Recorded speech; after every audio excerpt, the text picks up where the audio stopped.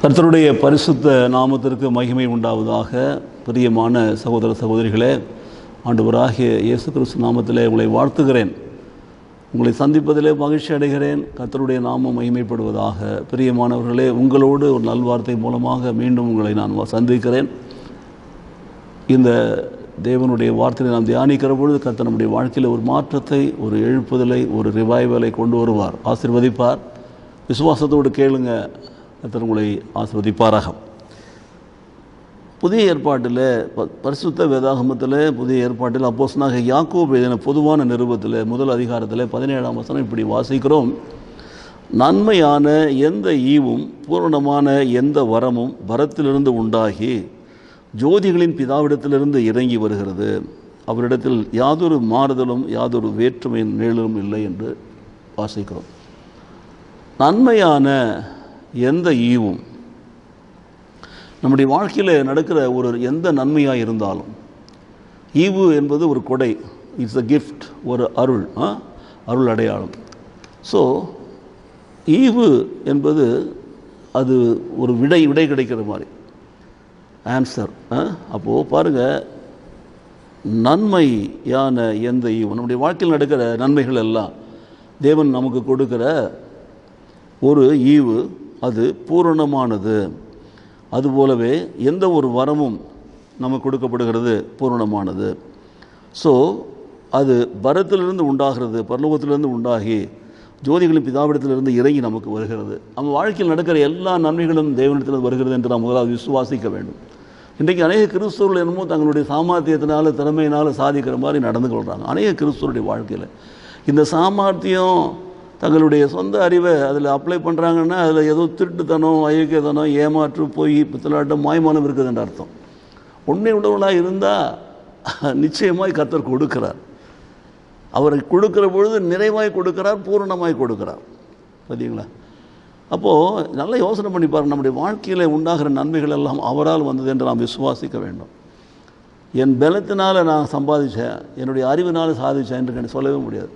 அது ஒரு ஏமாற்றாக இருக்கலாம், ஒரு பொய்யாக இருக்கலாம், பித்தலாட்டமாக இருக்கலாம், ஒரு மாய்மானமாக இருக்கலாம், உழைக்காமல் அடுத்தவருடைய உழைப்பை சாப்பிட்றதா இருக்கலாம். இன்றைக்கி நிறைய பேர் நான் அப்படித்தான் பார்க்குறேன். ஆனால் நன்மையானதாக இருந்தால் அது தேவனிடத்திலிருந்து வரும் என்று சொன்னால் அதில் ஒரு தீமையும் இருக்காது. நன்மையான எல்லா ஈவும் நமக்கு பரலோகத்திலிருந்து தான் வருகிறது, தேவன் கொடுக்கிறார். அப்போது பைபிளில் நம்ம வாசிக்கிறோம், முதலாக தேவனுடைய ராஜ்யத்தையும் நீதியும் தேடுங்கள், பின்னர் இவைகள் எல்லாம் உங்களுக்கு கூட கொடுக்கப்படும். எல்லா நன்மைகள், நீங்கள் விரும்புகிற காரியங்கள் எல்லாம் உங்களுக்கு கொடுக்கப்படும் தேவனை தேடினால். இதுதான் மத்தேயு சுவிசேஷம் 6ஆம் அதிகாரத்தில் 33ஆம் வசனத்தில் வாசிக்கிறோம். முதலாவது தேவனுடைய ராஜ்யத்தை தேடுங்க, தேவனுடைய பிள்ளைகளாய் வாழ ஒப்புக் கொடுங்க, தேவனுடைய ராஜ்யத்தின் பிள்ளைகளாக இருங்க, தேவனுடைய கற்பனைப்படி நடங்க, தேவனுக்கு ஏற்ற பரிசுத்தத்தை கடைபிடிங்க, தேவனுக்கும் மனுஷனுக்கும் உண்மையாய் வாழுங்க. அப்போ பாருங்கள், நீங்கள் அப்படி இருப்பீர்கள் என்று சொன்னால் கர்த்தரை தேடுகிற பிள்ளைகளாக இருக்கிறீர்கள் சொல்லணும். முதலாவது ராஜ்யத்தை நீதியும் தேடுகிற பொழுது அந்த நீதி நிமித்தமாக கர்த்தர் உங்களுக்கு ஆசீர்வாதத்தை கட்டளையிடுகிறார்.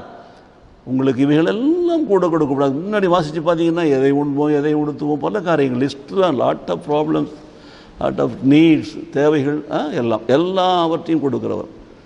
ஒன்றே ஒன்று, முதலாக அவருடைய ராஜ்யத்தின் பிள்ளைகளாய் நடக்கணும், அவருடைய நீதியின் பிள்ளைகளாய் நடக்கிறோமா? சங்கீதம் 34:10 வாசிக்கிறோம், கர்த்தரை தேடுகிறவர்களுக்கோ ஒரு நன்மையும் குறையக்கூடாது. கர்த்தரை தேடினா நன்மைகளை கொடுக்கிறாரு, குறைவாக கிடையாது, எல்லா நன்மைகளையும் கொடுக்குறாரு, ஒரு நன்மை கூட குறையக்கூடாது, எல்லா நன்மைகளையும் கொடுக்குறாரு. அதனால தான் யாக்கோபில் இந்த அப்போஸ்தலனாகிய யாக்கோபு எழுதியிருக்காரு பாருங்கள், நன்மையான எந்த ஈவும் பூரணமான எந்த வரமும் பரத்திலிருந்து உண்டாகி ஜோதியின் பிதாவிடத்திலிருந்து இறங்கி வருகிறது. தேவனிடத்தில், அவரிடத்தில் யாதொரு மாறுதலும் யாதொரு வேற்றுமை நிழலும் இல்லை, பட்சபாதமே கிடையாது. அவர் ஆளை பார்த்து, தேளை பார்த்து, சைஸை பார்த்து, அழகை பார்த்து, அந்தஸ்தை பார்த்து கொடுக்கறது கிடையாது, ஜாதியை பார்த்து கொடுக்கறது கிடையாது, பட்டம் படிப்பு பார்த்து கொடுக்கறது கிடையாது, உங்களுடைய அழகை பார்த்து கொடுக்கறது கிடையாது. நீங்கள் இன்றைக்கி போட்டு போகிற அழகு உடுத்தின்னு வந்து நிற்கிறதுல வேறு யாரோ ஒருவங்களை வஞ்சிக்கிறதுக்கு தான், ஒருத்தவங்களை ஏமாத்துறதுக்கு தான், ஒருத்தவங்க மாய்மாலம் காட்டுறதுக்காக தான் பண்ணுறீங்க. That is not at all required in the case of God. God knows everything. So அவர் என்ன பண்ணுறாரு, பட்சபாதம் இல்லாமல் கொடுக்கிறார். ஓஹோ, இன்றைக்கு நீ இப்படி இருக்கிறாயா, அதனால உனக்கு கொடுக்குறேன், இன்றைக்கி இப்படி இல்லையா அப்படிலாம் பார்க்குறது கிடையாது. நாம் மனுஷன் அதெல்லாம் பார்ப்போம். அதனால்தான் இந்த ஒரு வசனத்தை குறித்து வச்சுக்கோங்க. யாக்கோபு 1:17 நன்மையான எந்த ஈவும் பூரணமான எந்த வரமும் ஜோதிகளின் பிதாவிடத்தில் உள்ள பரத்தில் உண்டாகி ஜோதிகளின் பிதாவிடத்திலிருந்து இறங்கி வருகிறது. அப்படி அவர் கொடுக்குற போது அவரிடத்தில் எந்த விதமான பட்சபாதமும் இல்லை, வேற்றுமையின் நிழலும் இல்லை. அவர் அப்படி கொடுக்குறவராக இருக்கிறார். அப்போது இது யாக்கோபு எழுதுகிறார் என்று சொன்னால் அது முன்னாடி உள்ள ஆண்டவருடைய வார்த்தைகளை நல்லா படிச்சிருக்காருன்னு நடப்போம். மத்தேயு சுவிசேஷம் 6:33 நான் சொன்னல, அது சங்கீதம் 34:10 சொன்னல, அது நிறைய சொல்லிக்கொண்டே போகலாம் பாருங்கள். ஆகவே தாவீதும் இந்த காரியங்களில் மிகவும் உற்சாகமாக இருக்கிறார். சங்கீதம் 128 பார்த்தீங்கன்னா ஒரு குடும்ப ஒரு சங்கீதமாக இருக்கிறது. கர்த்தருக்கு பயந்து அவர் வழிகளில் நடக்கிற மனுஷன் எவனோ அவன் பாக்கியவான். நல்ல கவனிய, கர்த்தருக்கு பயந்து அவர் வழிகளில் நடக்கிற மனுஷன் எவனும் பாக்கியவான்.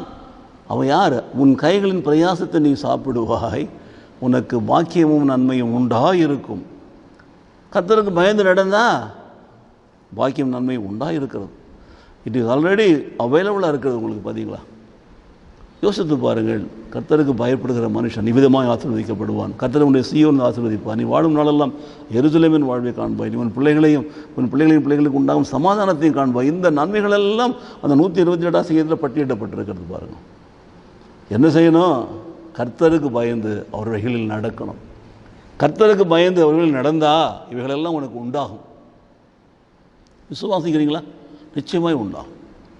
ஆகவே இந்த நிகழ்ச்சியை பார்த்து கொண்டிருக்கிற கேட்டுக்கொண்டிருக்கிற எனக்கு அருமையான சகோதர சகோதரிகளே, நாம் கர்த்தருக்கு பயந்து நடக்கிறோமா? நம்முடைய வாழ்க்கையில் நன்மை உண்டாகவில்லை என்று சொல்லி நாம் தவிக்கிறோமே, எனக்கு ஒரு நன்மையும் கிடைக்க மாட்டேங்குது என்று சொல்லி. ஆனால் நாம் கர்த்தருக்கு பயந்து அவைகள் நடக்கிறோமா? அப்போ தான் நாம் பாக்கியவானாக இருப்போம். அப்பொழுது நிச்சயமாய் நம் கைகளின் பிரயாசத்தை நாம் சாப்பிடும். அப்போ நமக்கு பாக்கியம் நன்மை உண்டாயிருக்கும். அந்த நன்மை தேவனிடத்திலிருந்து இறங்கி வரும். விசுவாசிக்கிறீங்களா? ஆகவே நாம் கர்த்தருக்கு பயந்து நடந்தால் நன்மை கிடைக்கிறது. சங்கீதம் 84:11 வாசிக்கிறோம். உத்தமமாய் நடக்கிறவர்களுக்கு நன்மை வழங்காதிரார். உத்தமமாய் கர்த்தரை பின்பற்றுகிறவர்களுக்கு நன்மையை வழங்காமல் இருக்க மாட்டார். நன்மையானதை தருவார், நன்மையை கொடுக்காமல் இருக்க மாட்டார். நாம் நடக்க வேண்டியது உத்தமமாய், உண்மையாய், நேர்மையாய், முழுமையாய், சத்தியத்திற்கு ஏற்ற பிள்ளைகளாய், சாட்சி உள்ளவளாய் நாம் வாழ வேண்டும். ஒன்று, கர்த்தருக்கு பயந்து நடக்கிற பிள்ளைகளுக்கு. 2, உண்மையாய் நடக்கிறவர்கள், உத்தமமாய் நடக்கிற, நேர்மையாய் நடக்கிறவர்கள். ரெட்டை வாழ்க்கை கிடையாது, ரெட்டை லைஃப் கிடையாது, ரெட்டை விதமான மனுஷனாக இல்லை, ரெட்டை மனுஷன் கிடையாது. இன்றைக்கி நிறைய பேருடைய வாழ்க்கையில் இந்த ரெட்டை வாழ்க்கை நிறைய இருக்கிறதை பார்க்கிறோம். ஆண்டவரை ஏற்றுக்கொண்ட பிள்ளைகள் என்று சொல்லிக் கொள்கிறார்கள். ஆனால் ஏமாற்றும், பொய்யும், பித்தலாட்டம், வஞ்சமும், மனசார பொய் பேசுகிறார்கள். அடுத்தவர்களை வதைக்கிறார்கள், அவமானப்படுத்துகிறார்கள். அடுத்தவர்களை விட ரொம்ப மேட்டியுமே காட்டிக்கிறாங்க. ஏமாற்றி பொய் சொல்லி சம்பாதிச்சு மற்றவர்களுக்கு போகிற உரிமையை பறிக்கிறார்கள். நல்ல கவனி. அடுத்தவருடைய உரிமையை பறித்து இன்றைக்கு ஏமாற்றி வாழ்கிறதுல மகிழ்ச்சியை காண்கிறார். இவர்கள் எப்படி உண்மையான நன்மையை பெற்றவர்களாக இருக்க முடியும்? பார்த்தீங்களா? அப்போது கர்த்தரை நம்புகிறவர்கள், கர்த்தருக்கு பயந்து நடக்கிறவர்கள், கர்த்தருக்கு உண்மையாக இருக்கிறவர்களுக்கு பார்த்தீங்கன்னா உங்களுக்கு ரெட்டிப்பான நன்மையை கர்த்தர் கொடுக்குறாராம், ரெட்டிப்பான ஆசீர்வாதத்தை கொடுக்குறார். கர்த்தருக்கு பயந்து நடந்தால் நன்மைக்கு உண்டாகும், அது ரெட்டிப்பான நன்மையாக இருக்கும். அப்போ நம்ம யோபனுடைய வாழ்க்கையில் நம்ம வாசிக்கிறோம், ரெட்டிப்பான நன்மையை கொடுக்குறார். பாருங்கள், அவன் இழந்து போன எல்லாத்தையும் ரெட்டனையாக திருப்பி கொடுக்குறார். முந்தைய நிலை பிந்தைய நிலை பார்க்கிற பொழுது பிந்தைய நிலை அவ்வளோ உயர்வாக இருக்கிறது, ரெட்டிப்பான நன்மையால் நிரப்புகிறார் பார்க்குறார். ஆகவே கர்த்தருக்கு பயந்து வாழ்ந்தால் நன்மை உண்டாகும். உங்கள் பிள்ளைகளுக்கு சமாதானம் உண்டாகும், அவர்களுக்கு நன்மை உண்டாகும், அவர்களுக்கு சமாதானம் உண்டாகும். அந்த சமாதானத்தை நீங்கள் காண்பீர்கள். ஆகவே கர்த்தர் உங்களோடு பண்ணின உடன்படிக்கையை விட்டு விலகாமல் உங்களுக்கு நன்மையே செய்வார்.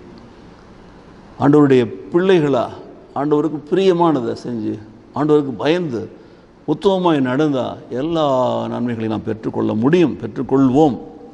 ஆகவே இந்த நிகழ்ச்சியை பார்த்து கொண்டிருக்கிற கேட்டுக்கொண்டிருக்கிற எனக்கு அருமையான சகோதரி சகோதரியே, உங்கள் வாழ்க்கையில் தேவன் உங்களுக்கு தருவேன் என்று சொன்னதை நிச்சயமாய் தர வேண்டுமா? உங்கள் பிள்ளைகள் வாழ்க்கையில் நன்மையான ஈவுகளை பெற்றுக்கொள்ள வேண்டுமா? உங்கள் வாழ்க்கையில் சமாதானம் பெருக வேண்டுமா? நல்லா செய்ய வேண்டிய காரியம் ஒன்று தான். கர்த்தருக்கு பயந்து நடங்க, கர்த்தருக்கு உத்தமமாய் நடங்க, உண்மை உள்ளவர்களாக நடங்க. என்ன வந்தாலும், யார் கைவிட்டாலும், எதை இழந்தாலும் நான் தேவனை பற்றி கொள்வேன், அவர் என் மீட்பராக இருக்கிறார் என்று சொல்லி அறிக்கை செய்யுங்க. அப்போது இரட்டத்தனியான நன்மையை தருவார். அதை இன்றைக்கே தருவார். ஆகவே கர்த்தரை தேடுங்க, கர்த்தருக்கு முதலிடம் கொடுங்க, கர்த்தரை நம்புங்க. நீங்கள் நிச்சயமாகவே உங்கள் வாழ்க்கையில் மேன்மையான காரியங்களை பெற்றுக்கொள்வீர்கள். கர்த்தரை தேடுகளுக்கோ ஒரு நன்மையை குறைவுபடாது. கர்த்தரை தேடினால் பிழைப்பீர்கள். கர்த்தரை தேடினால் பிழைப்பீர்கள். கர்த்தர் பகமாய் திரும்பினீங்கன்னா ரெட்டிப்பான நன்மை அன்றைக்கே கொடுத்துறார் கையில். வேத புஸ்தகத்தில் நாம் ஒரு காரியத்தை வாசிக்கிறோம். லூக்கா சுவிசேஷத்தில் ஆண்டவராகிய இயேசுவை காண வேண்டும் என்று வாஞ்சையோடு ஓடி ஒரு ஆயக்காரன், சகேயு என்று பெயருடையவன், அவன் ஒரு காட்டத்தி மரத்து மேலே ஏறி நின்று ஆண்டவர் வருகிறதை பார்க்குறான். அவன் குள்ளமாக இருந்தபடினாலே. இப்போ நல்ல கவனிங்க, அவன் குள்ளமாக இருக்கிறான். அவன் செய்கிறது ஆயக்காரன், வரி வசூலிக்கிற வேலை. அது நிறைய மக்களுடைய பகையை தேடிக்கிறான். அவன் அதில் உண்மையாக இருக்கிறானா என்னன்னு தெரியாது. கடவுளுக்கு பிரியமில்லாத காரியம் ஆயக்காரன் என்று. அப்போது நீங்கள் பாருங்கள், அவனுக்குள்ளே ஒரு வாஞ்சி இருக்கிறது. ஒருவேளை அவன் அப்படிப்பட்ட ஒரு தொழில் செய்வதற்காக தள்ளப்பட்டிருக்கலாம், அதனால் குடும்பம் பழைக்கலாம், என்னமோ சம்திங். ஆனால் அவனுடைய வாழ்க்கையில் இயேசுவை காண வேண்டும் ஒரு வாஞ்சை இருக்கிறது. இன்றைக்கு இயேசுவை அவன் தேடுறான். ஆண்டவர் அந்த வழியாக வராருன்னு கேள்விப்படுறான். இயேசு இந்த வழியாக வராருன்னு கேள்விப்பட்ட உடனே தன் வீட்டை விட்டு வெளியில் வரான். வந்து பார்க்குறான், ஜனக்கூட்டம் அதிகமாக இருக்குது. அந்த கூட்டத்து மத்தியில் அந்த இயேசு வரார், எங்கே வரார், எல்லோரும் ஒரே மாதிரி ஒரே உயரத்தில் இருக்கிறாங்க. அவனுக்கு ஒன்றும் தெரியல.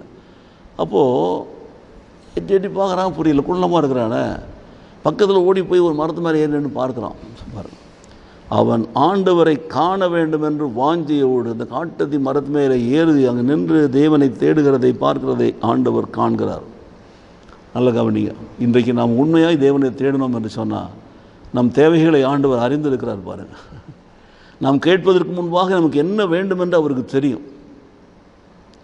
நம்முடைய இன்றைய தேவை என்ன, நாளைய தேவை என்ன, எல்லாம் அவருக்கு தெரியும். ஆனால் நாம் உண்மையாக அவரை தேடுறோமா? உண்மையாக தேடினா கண்டுபிடிப்போம். பாருங்கள், அதுதான் மிக முக்கியமான காரியம். ஸோ உண்மையாய் தேடுகிறான். தகுதி இல்லாதவன் உண்மையாய் தேடுகிறான். எப்படியாவது பார்த்து விட வேண்டும் அந்த இயேசு கிறிஸ்து என்று சொல்லி வாஞ்சியோடு கூட. வேத ஆராய்ச்சியாளர் சொல்கிறாங்க, அவருடைய நண்பன் தான் மத்தேயு. அவனும் வரி வசூல் பண்ணுறவன் தான் ஆயக்காரன். ஆண்டவர் அவனை அழைக்கிறார். அவன் உடனே அப்படியே விட்டுட்டு ஆண்டவருக்கு மேலே போயிட்டான். ஆண்டவருடைய அப்போஸ்தலனாக அவன் ஒரு பெரிய வாஞ்சை உள்ளவன். எப்படியாவது தன்னை போல் இந்த மாதிரி ஆயக்கார வேலை செய்கிற அத்தனை பேர்களையும் ரட்சிப்புகளை கொண்டு வரணும். வரி வசூலிக்கிறவர்கள்லாம் ஜனங்கள் புறக்கணிக்கிறார்கள், வெறுக்கிறார்களே, அவங்கள ஆண்டோடைய பிள்ளையை மாற்ற வேண்டும் வாஞ்சி. அவன் அந்த மத்தேயு வந்து எப்படியாவது இந்த சகைவை ரட்சிப்புகளை கொண்டு வர வேண்டும் முயற்சி செஞ்சான், ட்ரை பண்ணுறான். அவன் வீட்டில் ஒரு விருந்து வச்சு எல்லாரையும் அழைக்கிறான். அப்போ அந்த சகைவை போகல. கடிதம் எழுதுகிறான். அப்பயும் அந்த சகைவை அந்த கடிதத்தில் அவன் போய் சேர்ந்து சோசியர்லேயே உதாசனப்படுத்திட்டான், கவனிக்கல. ஆனால் மத்தேயு ஒரு உண்மையான முயற்சி எடுக்கிறார். பாருங்கள், அவருடைய முயற்சியும் ஆண்டவர் பார்க்கிறார். அதுவும் நம்ம யோசிக்க வேண்டும். இவன் உண்மையே தேடுறான், மரத்து மேலே ஏறி போய் பார்க்குறான், அதையும் ஆண்டவர் பார்க்கிறார். நல்ல கவனிங்க. அப்போது ஆண்டவர் அந்த வழியை வந்து கொண்டே இருக்கிறார். இவன் ஏறி நின்று பார்த்துட்டு இருக்கிறான். ஆண்டவருக்கு தெரிஞ்சு போச்சு இவன் வந்து இவனை பார்க்குற ஏறி நிற்கிறான்னு சொல்லிட்டு நேராக அந்த மரத்து கீழே வந்து நிற்கிறார். ஆண்டவர் அண்ணாந்து பார்க்கிறார். சகேயுவே, இறங்கி வா, இன்றைக்கு நான் உன் வீட்டில் வந்து உன்னோடு கூட தங்க வேண்டும் என்று சொல்கிறார். எப்படிப்பட்டதான ஒரு நன்மையான ஒரு ஆசீர்வாதம் பார்த்தீங்களா? இன்றைக்கு அநேக காரியங்களை தேடி நாம் அநேக இடத்துக்கு போவோம், அலைவோம், திரிவோம், அலைந்து திரிவோம். ஆனால் ஆண்டவரை தேடுவோமா, ஆண்டவரத்தில் சொல்லுவோமா? அங்கே தான் நம்ம விவகாரமே இருக்கிறது. மனுஷரை பார்ப்போம், அரசியல்வாதிகளை பார்ப்போம், தலைவர்களை பார்ப்போம், அதிகாரிகளை பார்ப்போம், இப்படிலாம் பார்ப்போம். அதில் யோசனை பண்ணி பாருங்களேன். ஆனால் அவன் தேவனை தேடினதை தேவன் அறிந்து தேவனை தேடி அவனிடத்தில் வந்து அவனை அழைக்கிறார். அவனை ரட்சிப்புகள் நடத்த வேண்டும் என்று சொல்லி நண்பன் மத்தேயு எடுத்த பிரயாசங்களை ஆண்டவர் அறிந்திருக்கிறார். அப்போது மத்தேயுனுடைய விண்ணப்பங்களும் ஆசைகள் நிறைவேற வேண்டும் என்பதற்காக கூட அவனை தேடி வந்திருக்கலாம். எல்லாம் நடக்க லூக்கா சுவிசேஷம் 19ஆம் அதிகாரத்தில் வாசிப்பார்களாம். அப்போது அவன் இறங்கி வருகிறான். பாருங்கள், இறங்கி வந்து அவரை கூட்டி கொண்டு போகிறான். அங்கே நல்ல கவனிங்க, அவர் உடனே இயேசு இறங்கி சென்ற உடனே அவன் இயேசுவை பார்க்கிறான். இயேசு அவனை ஏற்றுக்கொள்கிறார். ஏற்றுக்கொண்டு அவருடைய வீட்டுக்கு போகிறார். சொன்னபடியே போகிறார். இதை பார்க்குற பரிசேயர்கள் சதுசேயர்கள்லாம் அப்படியே வயிற்றெரிச்சல் படுறாங்க. என்ன இந்த பாவிகளோடு போகிறாரு இந்த இயேசு கிறிஸ்து, என்ன மனுஷனையா அவர்? அங்கே போனாலும் பாவிகள் கூடயே போகிறார். அவன் ஒரு பாவமான மனுஷன். சகை அவன் வீட்டுக்குள்ளாருக்கு போகிறார், இவர் போகலாமா? அவன் நினைக்கிறான் இவங்களோட நீதியெல்லாம் எப்படிப்பட்ட நீதியாக இருக்கிறது. உள்ளே போகிறாரு. அங்கே போன உடனே அங்கே அவனுடைய வீட்டுக்கு வந்த உடனே சொல்கிறாரு, சகேவே இன்றைக்கு இந்த வீட்டிற்கு ரட்சிப்பு வந்துடுச்சு, விடுதலை வந்துடுச்சு, மீட்பு வந்துடுச்சு சொல்கிறார். உடனே சொல்கிறேன், நான் என்னென்ன தவறு செஞ்சாலும் அதற்காக மன்னிப்பு கேட்குறேன், நான் யாரையும் ஏமாற்றி வாங்கி திருப்பி கொடுக்குறேன், 2 தனியாக கொடுக்குறேன், பல விதமான ஒரு அறிக்கையை செய்கிறான் அவன். ஆண்டவர் அதை கவனிக்கிறார் பாருங்கள். அப்போது நன்மை உண்டானது. முதலாவது நன்மை ரட்சிப்பு வந்தது. 2வது அவனுடைய தவறுகள், அவனுடைய காரியங்களுக்கு அவன் திரும்ப அதை கொடுத்து சரி கட்டுகிறேன் என்று சொல்லி சொல்கிறான். அவனுடைய குற்றங்களை ஒத்துக்கொள்கிறான், அதை நிவர்த்தி செய்கிறான். அப்போது நல்ல கவனிங்க, அந்த ரட்சிப்பானது படிப்படியாக உள்ளே போகிறது பாருங்கள். அவனுடைய வாழ்க்கையில் தேவனுடைய பிரசன்னம் வீட்டுக்குள்ளே வந்து அவனை ஆசீர்வதித்தது, அவனுடைய வாழ்க்கையை மாற்றினது. இதுதான் தேவன் கொடுக்குற நன்மை. இந்த நன்மை தான் பரத்திலிருந்து இறங்கி வருகிறது பாருங்கள். இவன் தேடினா ஆண்டவர் தேடி வந்துட்டார். ஜோதிகள் பிதாவிடத்தில் இறங்கி வந்த அந்த நன்மை அவனுடைய குடும்பத்தை ரட்சிப்புக்குள்ள நடத்தினது, அவருடைய வாழ்க்கையில் ஒரு மாற்றத்தை கொண்டு வந்தது. இன்றைக்கு நம்முடைய வாழ்க்கையில் தேவனை உண்மையாய் தேடுவோம் என்று சொன்னால் நிச்சயமாகவே நம்முடைய வாழ்க்கையிலும் தேவன் நன்மைகளை கொடுப்பார். அந்த நன்மை குறைவில்லாத நன்மையாக இருக்கும், அது பூர்ணமானதாக இருக்கும், அது பட்சபாதம் இல்லாமல் தேவன் கொடுக்கிறதா இருக்கும். நாம் அதை ஏற்றுக்கொள்ள வேண்டும் என்று சொன்னால் அவரை உண்மையாய் தேடுகிற பிள்ளைகளாய் மாற வேண்டும். இன்றைக்கு நாம் கர்த்தரை தேடுவோம் என்று சொன்னால் நம் வாழ்க்கையில் நன்மை உண்டாகும். அப்போ 128 சங்கீதத்தில் சொல்லப்பட்டிருக்கிற குடும்ப ஆசீர்வாதங்களை பெற்றுக்கொள்ள வேண்டும் என்று சொன்னால் நாம் முதலாவது நாமும் நம்முடைய குடும்பத்தாரும் கர்த்தருக்கு பயந்து வகையில் நடக்கிறோம். நானும் என் வீட்டாரும் என்றால் கர்த்தரை சேவிப்போம் என்று சொல்ல யோசுவாவை போல நாம் மனம் திரும்புவோம் என்று சொன்னால் நம்முடைய வாழ்க்கையிலே, நம்முடைய குடும்பத்தில், நம்முடைய பிள்ளைகளுக்கு தேவையான எல்லா நன்மைகளையும் கர்த்தர் கொடுத்து ஆசீர்வதிப்பார். ஜெபிப்போமா? நேசிக்கிற நல்ல பிதாவே, இன்றைக்கு கேட்ட செய்திகளுக்காக உமக்கு நன்றி செலுத்துகிறோம். எங்கள் வாழ்க்கையில் நன்மை உண்டாக ஆண்டவரே, நாங்களும் கர்த்தருக்கு பயந்து நடக்கிறவர்களாய், உத்தமமாக நடக்கிறவர்களாய், கர்த்தரை தேடுகிறவர்களாய் எங்களை அர்ப்பணிக்கிறோம். அப்படிப்பட்ட மேலான கிருபைகளை எங்களுக்கு கொடுத்து நன்மையிலாலே நிறைத்து எங்களை ஆசீர்வதிப்பீரா. இயேசு கிறிஸ்து நாமத்திலே ஜெபிக்கிறோம் பிதாவே. ஆமென், ஆமென்.